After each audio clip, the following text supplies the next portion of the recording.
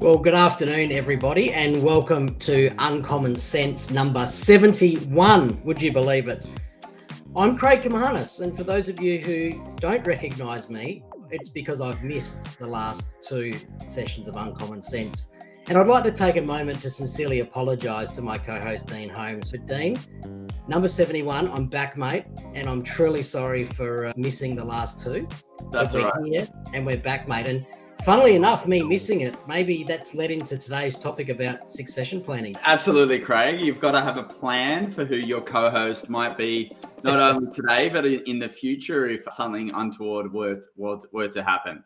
So we're a little bit more organised of late in relation to Uncommon Sense, and we're letting people know of our topics in advance. And that might mean that you opt in to watch it live. So to everyone on LinkedIn that's watching it live, please let us know by giving us a thumbs up or comments along the way. Anyone that does leave a comment, I get to put it on the screen, which makes it a lot of fun as well. But Craig, we're talking about succession planning. It's something that we haven't spoken about for a while, and it's something that is always a topic of discussion amongst business owners. And it falls into the topics of, what's my business worth? When am I going to sell it? I got to build it up a little bit more before it's valuable. To, oh shit, something happened and I have a succession event that is unplanned. So we'll probably take that theme of planned and unplanned succession and have a bit of a discussion around it first and foremost. But let's focus on this planning side first and foremost. And I love the war stories, or the things that broke the deal, or the things that got over the line. And so what's the couple of funny ones to get us warmed up around deals that may have fallen over that were succession plans? Well, mate, the interesting one is, I think there was a $5 phone bill that broke the deal and created an argument like you've never seen, that I sat back and witnessed and went, wowee, so that blew it up. Yeah. And then my other favorite one is, you could buy my business, but you must put my name in it. Like, you need to keep my business name in it. So if it was Holmes Financial Planning and I'm selling to you, it becomes Kouimanis Financial Planning. Who would want to call their business that? Let's be honest. But I see, it's definitely not the other way around. That's for sure. No, exactly right, mate. It could be. Let's leave that alone, Dean. But there's so many people that want to hang on to something when they're actually trying to let go of something, and that quite often I have seen actually breaks the deal at that point. And then the sad part, Dean, is down the track, I see them sell their business for a lot less than they were going to get at this point, and the name changes. And the name changes anyway, absolutely. And so that's an interesting bit about what you're actually selling. So this is in the category of succession, and your succession as a business owner potentially is to selling your business to a third party in the future. The typical deals that I talk about, that people ask me about, is that you probably get 80% up front. You get about 20% in 12 months time, depending on how the deal runs. But the buyer, Craig, is buying the right to look after your clients in the future, not the right to look after your clients in the past. And so that raises a couple of interesting things, is that the buyer is not as motivated or worried about what you do, what you have done in your business, or how you look after clients, because they're going to put you into the way in which they run their financial planning business. Yeah, and mate, I think that's a really nice way of saying that the market does not care how hard you've worked and what you've done up till now. What they care about is, what is the future profit going to be by them inserting your business into theirs. It's in roundabout ways, what we're saying are there are things that you are going to have to let go of once you've made the decision that it's time to sell it. Yep, absolutely. And so this is where the fact that, of course, you have to have a compliant financial planning business.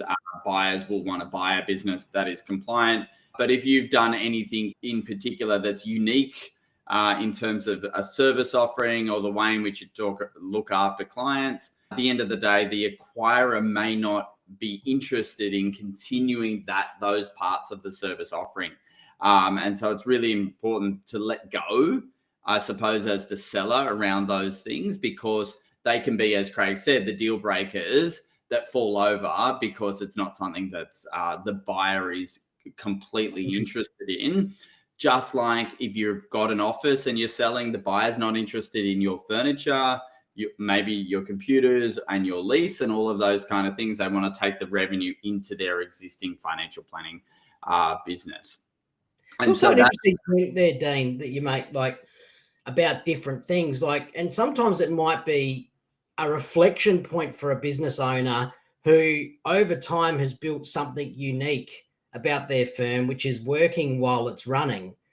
But is that unique thing actually a devaluer to someone else? Because they go, well, I can't possibly keep that running, and therefore it's not worth as much to me. So you've got to be really careful with the things and the way you differentiate yourself, that for that later on down the track, you're not actually devaluing your business with it. Correct. And so what a couple of themes that I've been talking to advisors about in that category is that you want to make it easy for your business to merge with other businesses. And so what does that mean today? That means your data's on Xplan and it's really good. Your data's in SharePoint and it's really clean. So, and you have one or two key product providers in your product offering. And so if I was to buy that business, then it's very easy to plug and play into my existing practice, because I merge the Xplan, I merge the Hub24 and the CFS, for example, and then I'm done. The revenue flows really quickly. I can deliver the service in the same way in my Xplan, not your Xplan. And absolutely, the point, Craig, is that the things that you think are valuable may not be valuable to the buyer, and they're not willing to pay overs for those things either. Yeah. And you're right, back to the assets and stuff. I've seen that example recently. Well, what part of my computers, chairs, tables and things do you actually want? Well, the reality is, as you're getting to the end of that life cycle, they're not worth a lot at all anyway. Like, when that stuff's valued in a divorce, it's funny how much it's not worth, right? And so, and not that we're divorcing or anything like that, but, when you're leaving your business, like, focus on the bits that are important and don't get bogged down in, well, do you want these 3 laptops that are 12 years old? Like, how do you even value that stuff, really? Like, you've already written it off. I made that mistake once a long time ago, Craig, that I did I bought a business and I was like, I need all the computers with them. And I regretted that afterwards, because it just came with headaches through that process. So, Craig, one of the successions that we hinted at there is the asset sale, that the principal advisor's retiring, selling their client book across to another advisor. The other consideration there, a really important one, is the humans that may or may not go with the business. And so what happens with that, if you've got really good staff, you would love them to go across to the new business and continue to serve those clients, but that may not happen. The complication that you need to think through in that succession is that the acquirer doesn't really want to acquire all the accrued liabilities. And so if you've got long-term staff that you haven't paid their sick leave or long service leave out, for example, that's on the business owner. That doesn't necessarily get transferred to the new buyer. And so something to be aware of just when you're getting ready to sell is that you might have a lot of staff liabilities that you need to sort out there, in addition to trying to get those clients, that staff across to that new business. But it's not guaranteed as part of the process. Yeah. And the other one that comes to mind all the time, Dean, is founders who refuse to let go. So you've made a decision you're going to sell the business, but then it starts to happen and then they refuse to let go. And I sit there and watch this and I go, you're actually the biggest risk to the client's financial future now. You're the biggest risk to, the second payment, all of those type of things. Like and I get it's a hard thing. Like, we all have trouble letting go of stuff that we've invested a lot of our life into. But it's this mental part of the way you think that the people just don't want to talk about, or they don't want to raise it because they just want to leave it tucked under. But, you're going to have trouble letting go. But if you do have trouble letting it go, you're actually going to cause more harm than good.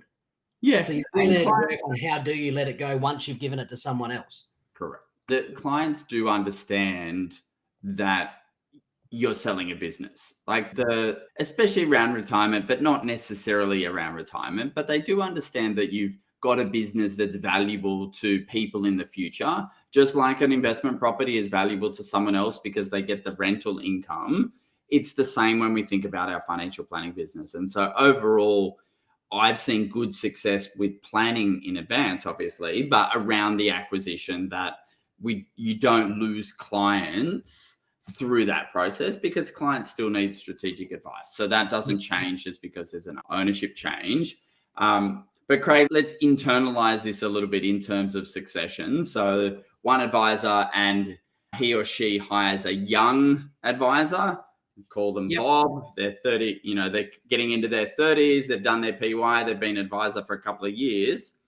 How does that work from a perspective of succession planning for advisors? Well, mate, sometimes this whole internal succession plan thing's just a bloody myth, to be open. Like, it's like, where's the plan? Right? So, come on board, we might give you some equity.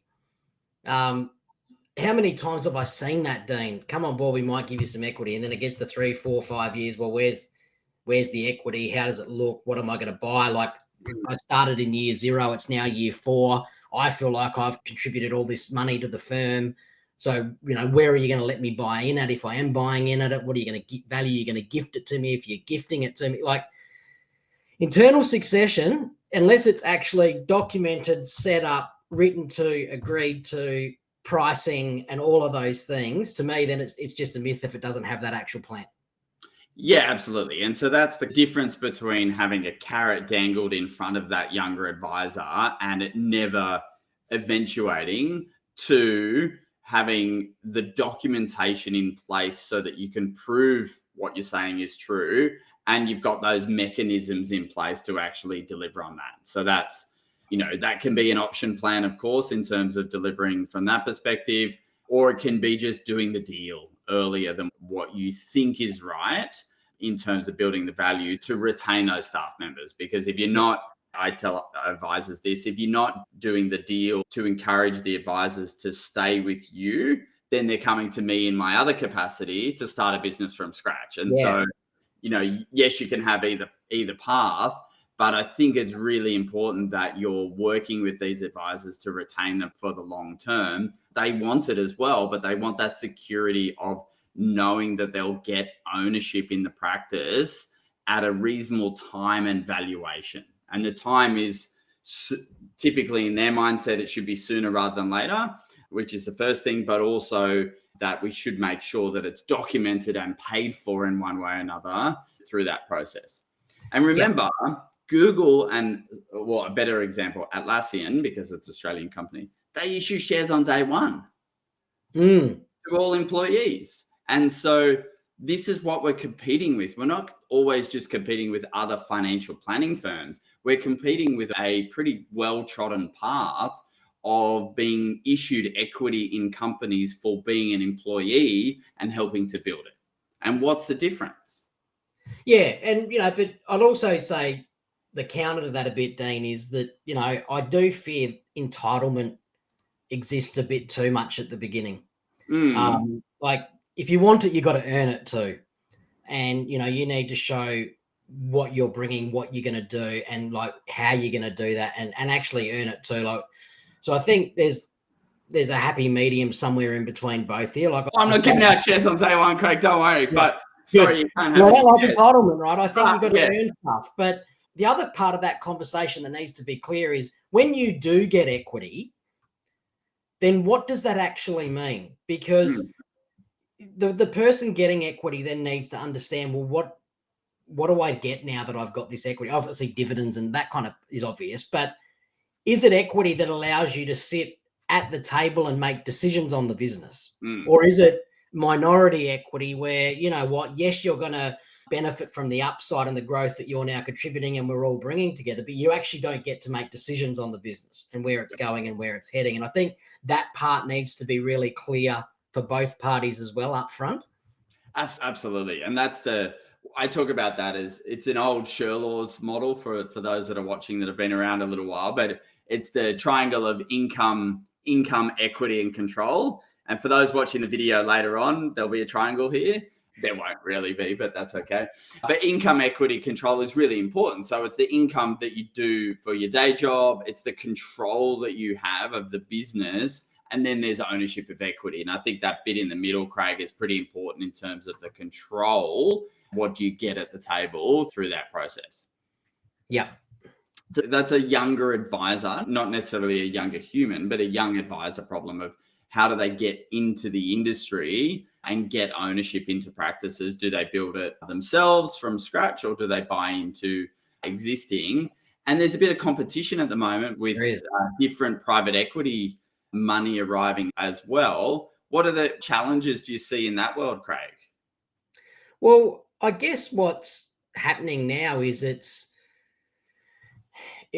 like it's forcing things to get bigger. And then it's making that competition harder because, private equity comes in, they can afford to pay more, and they're willing to take that risk and pay more and enter into advice businesses. So that makes it more challenging for the younger person. Because like if there's a firm that I've been in for ages and I think I want to get a bit of equity, but then the majority shareholders decide to sell to private equity, well, then it's up to them what happens. And yes, I might benefit now, but that wasn't what I wanted. I didn't want to benefit now. I wanted to benefit in 10 years' time. So that can throw younger people's plans out. So I think, again, it's coming back to communication, right? Because where's this business going? What are you doing? Like, I really want to work in it, but what's the goal of it? Is it a business built for legacy, or is it a business built to get to a point to sell? Private equity, I don't think it's not brand new, is it, Dean? I mean, it's been around now. It's been around for 100 years or so, Craig. Maybe it's happening, but I think it just, what it does is it potentially changes the mindset of some owners in terms of what they're trying to achieve and how they want to get there.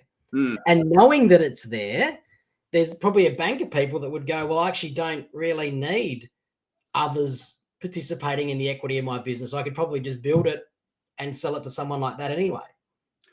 Yeah. Could be with danger if something happens unexpectedly, but. Yeah, absolutely. And I feel like there's the difference between the selling a high percentage of your business or a low percentage of your business. And there's obviously different private equity models in and around this, where you've got the businesses that will come in and buy the controlling stake or the controlling interest, maybe from the founder or just from everyone. And that has its challenges of the leadership of the company needs to be maintained, because if you take away the majority shareholder, maybe you've taken out the founder in that context, it is somewhat difficult then to retain and motivate the remaining employee staff to run that business where they don't have much of a equity stake in the business. Whereas some of the other models I look at where the ownership is supportive but much smaller, in the 25% kind of ownership category, where they're willing and able to sort of support the entrepreneurial advisor and grow from that perspective. And so that in my view, leaves more space for well-managed succession, because there's obviously 75% of the shares that are available to different founders and employees over time to manage the longer term succession. Yeah. And I think you've also got to watch in these transactions, Dane, that investors, like, what do they actually care about? Is it the end client or is it the profit? Then who do we lose sight of through that? Because that's my fear, is that, these businesses are successful because they actually have great clients and they have great engagement and they work with those clients. And, that needs to stay the forefront of all of our minds ultimately. But, you do just see some creep sometimes where you're like, well, what are you actually really focused on here? Yeah, absolutely. And that's where, that's exactly the point of where you lose the founder and the leader. And so, like some legal firms tried to do the roll up in terms of the listing on the stock market and things like that. And what ends up happening at that point in time is that the profit generators don't get the same financial reward because there's shareholders above them. And so the danger is that in this same context is the shareholders, listed company or the private equity firm, and then the advisors in between, they actually don't get their the right share of the remuneration for all the time and effort they're putting into building the business. And as a result of that, they get a bit jaded and then leave and start their own business, or go back to the model where they actually have ownership and control over their remuneration as well through that process. So I think that that's a challenge when there's financial planning practices that are 100% owned by listed companies or private equity firms, is that you can't get the same financial motivation for the advisors and the business builders, as well as get the right financial reward to the shareholders at the same time. Yeah, agree. That's a little bit of a challenge there. So that's a couple of things on succession that have just been on our mind of late. The last thing that obviously everyone talks about is valuations. What's my house worth in Sydney, or what's my financial planning business worth? Everyone wants to know what it's worth. The couple of resources that I always look at, Craig, is a website called Radar Results, which produces a chart of just the multiples of recurring revenue for past transactions. The thing that I want to always call out about that chart is that it does age-based multiples. And so there was an article yesterday about this as well, is that younger clients are worth more, lo and behold. And so we kind of we notionally understand that, which means that the older clients are discounted. And so this is the interesting side of the business, is that you can see one client book from afar and look at it and go, that's 3 times recurring revenue. But when you look underneath the hood, all of the clients are 70 years or above.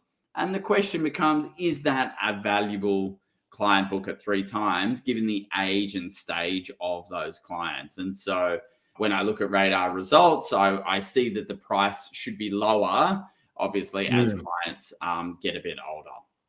It's a good reminder, though, Dean, for an aging book, right? Like if you're looking at it today and you're not actually adding any additional growth of younger categories, then you need to start thinking about today, well, what do I do with this business today? Because it's only going to devalue further and further over time. Absolutely. And it's when you look at it on recurring revenue age base, it's devaluing. If you looked at it as a multiple of EBIT, maybe you ignore the ages a little bit, but the small businesses, the EBIT multiple doesn't really work that well anyway. But my business is worth more today than it is in 3 years' time if I've got an aging client book. And so knowing the data around that, I think, is really important, Craig. Like, do you have a dashboard that tells you all of your clients and their age ranges, so you can actually get a really good idea of where it stands at the moment? So I think that's an important thing to be aware of. As a buyer of businesses, I think we're also getting really good at keeping humans alive. And so somewhat I take the gamble that actually those clients that are in their 70s will statistically live longer than we might assume. And this is I'm not thinking about my nan here, I'm just thinking about from a business perspective. And so therefore we're likely to keep those clients for longer. And no 70-year-old wakes up in the morning and says, you know what I'm going to do? I'm going to change from Telstra to Optus, and I'm going to change my financial advisor. No one changes their service providers post 70 unless they do something wrong. And so there's a long-term retention that can happen there, and you can play the long game in terms of that. However, you need the advice practice that wants to go down this path has to be engaging the next generation straight away. The next generation of clients are 50. They're ideal clients for you, obviously, as well. But if you're not working with the next generation, there's a higher risk that you'll lose those older clients earlier than death, because they'll go, as the kids start to help mum and dad with financial planning, they'll start to leave your business and go to the kids advisor, essentially. So there's a couple of different options there, Craig, but I'm not against buying businesses with older clients, but the valuation has to be different as a result. It's just being aware of what you've got sitting in your base and what someone else is going to think it's actually worth. Because the one guarantee I can give you is they're going to think it's worth less than what you think it is. That's going to happen every single time. And, I always say to someone, once everyone's felt a little bit of pain, then you've normally got the right number. But it's not about just sitting there going, oh, my business will be okay. Like, do what Dean said. Actually bring it up. Have a look at the age of your clients. Look what bands people are sitting in. just go and compare it to what the radar results numbers are saying, just so you've got that idea. And it might not be about then I'm selling it tomorrow, but it could be about, oh no, my client base is aging a lot more than I thought it was. What am I going to choose to do about that? Because sometimes, you know, you get on, you're doing your day-to-day stuff, your advisor hat's on, you're just working away. You don't get that chance. You don't put the business owner hat on. You don't reflect on what your book actually looks like or what's actually happened to it over the period that you've been having fun running it. Yeah, exactly right. And so we think it's going up in value, but it may not be. And so it's good reminder, Craig, just to do that annual revaluation. If you've got a succession agreement and you have partners within your business, this is a discipline that you should be doing every year anyway, which is revaluing the business every 30 June, making sure every shareholder knows of the new valuation, making sure every shareholder knows that how they would participate in the unplanned succession, and ensuring that is either funded or understood as a result. So that's a big piece of the puzzle that once you've got 2 or 3 shareholders or more, is something that needs to get done every single year to give everyone confidence of a good succession process. Yeah, mate, I would close with, if you don't have a documented succession plan, do you actually have a business, or are you just sitting there pretending you're an employee? Just got an annoying job with a boss that's a lunatic, I think they say. Yeah. Yeah, absolutely. If you're not there to sell it, Craig, it's not worth as much as what you thought it was. We talked last year about the ongoing service agreements maybe getting turned off by licensees if you're incapacitated or die. And so that's something that every advisor that's a single advisor needs to reflect on, A, with their licensee, but then B, with people in the industry, to say, well, if something happens to me, what is the succession plan for my business? Because I don't want that asset to be worthless just because something happens to me. Correct, mate. So exactly right, mate. Good finish, Craig. Thank you very much. It's excellent to have you back. I must say, the yin and the yang of Uncommon Sense is back as it stands. So we've got a lot of events coming up in the next few months. So Craig and I are heading to episode number 100 before Christmas. And so we'll be squeezing in a couple of extra episodes for our listener as a result of our goal to get to 100 by Christmas. And obviously we'll do it at the Opera House with a crowd at number 100 or something, Craig. So it must be, mate. Join there and we'll be selling a couple of tickets. So look forward to that. Sounds great, mate. Thanks everyone. Craig. Bye. Bye, everyone.